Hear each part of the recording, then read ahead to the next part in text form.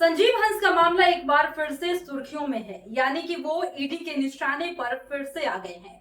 लगातार रेड मारी जा रही है, छापेमारी जारी है। कई जगहों पर बेनाम संपत्ति होने का दावा किया जा रहा है। ये मुद्दा बेहद गंभीर है और जिस तरीके से ये मुद्दा इस वक्त ट्रेंडिंग मुद्दा बना हुआ है, इस पर राजनीति भी खूब हो रही है। इस मसले को लेकर इस वक्त हम जुड़ गए हैं, हमारे साथ वरिष्ठ पत्रकार हैं सत्यपाल सर और साथ ही प्रशांत रंजन सर। उनसे हम जुड़कर बात करेंगे कि क्या लगता है कि संजीव हंस का मामला इस वक्त इतना ज्यादा गंभीर मुद्दा क्यों बना हुआ है। सर, आप दोनों का बहुत बहुत स्वागत है। सर, ये बताएं कि संजीव हंस मामले में जिस तरीके से लगातार कार्रवाइयां हो रही है, संजीव हंस जो है कार्रवाइयों के जद में है, क्या लगता है इस मामले में क्या कुछ सच्चाई है? संजीव हंस के मामले में सच्चाई है कि संजीव हंस ने जब मामला सामने आया तो संजीव हंस के माध्यम से उस महिला को 90 लाख रुपया ट्रांसफर किया गया। पैसा ट्रांसफर करने के बाद ये ईडी के रडार पर आ गए कि आखिर इतना पैसा आया कहां से। मुंह चुप करने के लिए ऐसा किया गया। सबसे बड़ी बात है कि संगति सबसे बड़ा मुद्दा है। आखिर गुलाब यादव के साथ संजीव हंस की संगति कैसे हुई? संगति हुई इसी में संजीव हंस फंसे। होटल में पहले वो महिला आई, महिला के बाद गुलाब यादव गए, फिर संजीव हंस को बुलाया गया, उसके बाद इस मकड़ जाल में वो फंसते चले गए। मामले की लीपापोती के लिए अंत में गुलाब यादव ने सिंदूर भी दे दिया, लेकिन उसको रिश्ते का अमली जामा नहीं पहनाया गया। बहुत दिन तक ब्लफ दिया गया। मामला हाईकोर्ट में आया।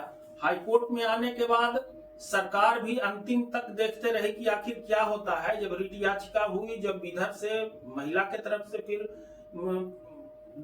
केस किया गया, तो सरकार भी उनको पद से हटा दी, सभी पद से मुक्त कर दी उनको।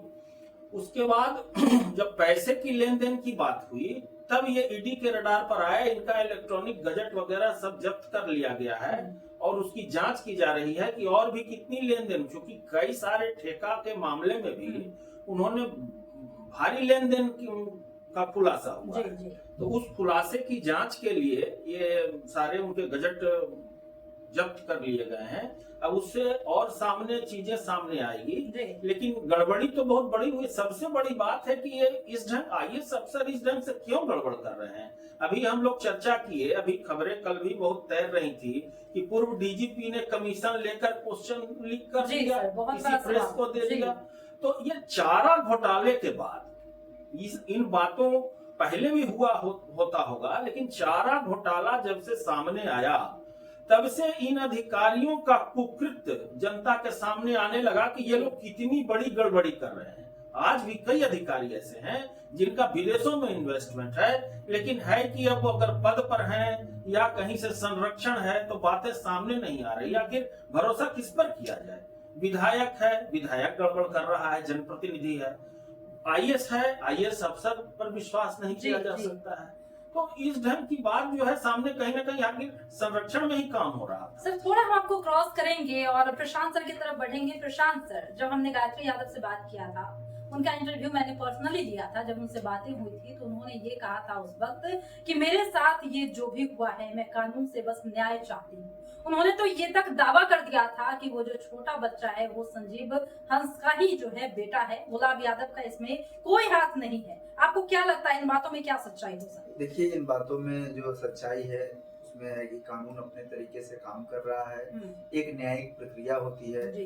अब उसमें ये भी सामने आ रहा है प्रेरणा, आप देखिए कि अगर किसी जोर जबरदस्ती का आरोप महिला लगा रही है और ये दावा, ये क्लेम कर रही है कि बच्चा इसका नहीं उसका है, तो इस दावे में, इस आरोप में इतना अंतराल क्यों है? इतने वर्षों का अंतराल क्यों है?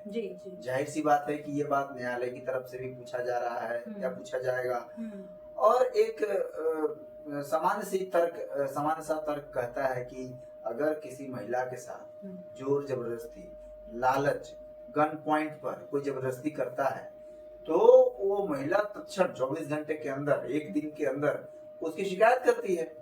और ऐसा नहीं हो सकता कि आज किसी महिला के साथ कोई गलत हुआ और फिर कई वर्षों के बाद वो शिकायत करेगी। हालांकि ऐसा कई मामलों में हो सकता है। तो क्या सर Child आपको हम abuse के मान लें मामले कि में- आप जो कह रहे हैं यानी आप संजीव हंस को नॉट गिल्टी मान रहे हैं? नहीं, नॉट गिल्टी कभी नहीं मान रहे जी। हैं। ये कानून अपना काम करे। मैं एक सवाल की बात कर रहा हूँ, एक तर्क ये कहता है, हालांकि कई बार हम देखते हैं कि चाइल्ड अब्यूज के मामले में, घरेलू हिंसा के मामले में कई वर्षों बाद पर खुलता है, सामने आती है। लेकिन ये एक आपराधिक कृत्य प्रतीत होता है, किसी भी महिला के साथ दुर्व्यवहार होना, जबरदस्ती होना।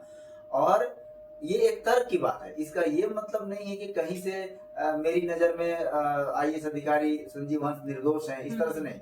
आपको मैं बता दूं प्रेरणा कि प्रीपेड बिजली मीटर जो बिहार में लगाए जा रहे थे, आप देखिए किस तरह से सरकार युद्ध स्तर पर अभियान चलाकर, जैसे लगता था कि बिहार में अगर सबसे आवश्यक कोई एक कार्य है तो वह है प्रीपेड बिजली मीटर लगाना। माने लोगों के जीने मरने से भी ज्यादा जरूरी है। सरकार ने अभियान चलाया और उस अभियान में कुछ समय तक, यानी लंबे समय तक संजीव हंस भी उस पद पे थे जब वो बिजली मीटरों की खरीद होनी थी, लोगों को लग रहा था ये सब मामला। उस समय भी वो टेंटेड हुए थे, उस समय भी उन पर आरोप लगे थे।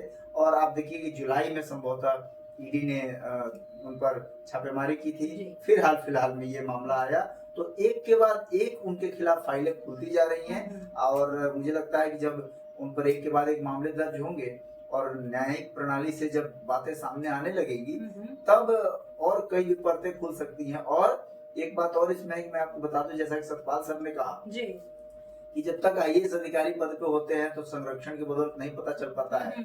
आप देख लीजिएगा कि इन सिर्फ यही नहीं होंगे, कई और भी जद में आएंगे इसके।